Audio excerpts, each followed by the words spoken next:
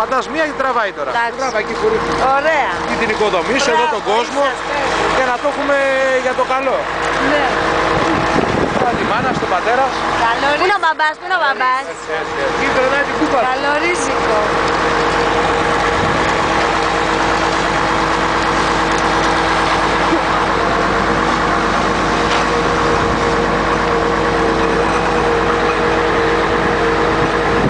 Εκεί στα χέρια του κάνει.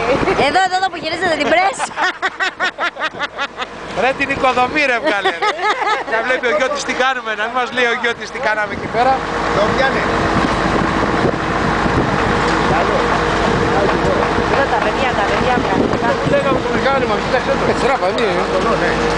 Αυτό το μηχάνημα και βέβαια αυτό. Μα αυτό θέλω. Πήγαινε από εκεί και τράβα να γύρω εκεί που θα κάνεις τη δουλειά. Θέλω να το δω, να γεμίσει όλα τα πάνω. Θέλω να γεμίσει όλα τα πάνω.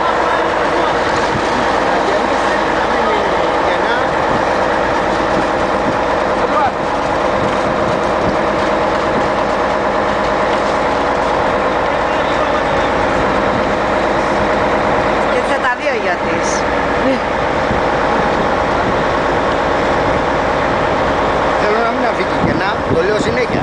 Ναι. Μην αγχώνεσαι μπαμπά, ηρέμησε. Ναι, να ξέρεις θα πάθουμε μετά. Θα φέρουμε λάσπη από την κουβέτα, θα κάνουμε λάσπη με πετό να τα γεμίσουμε.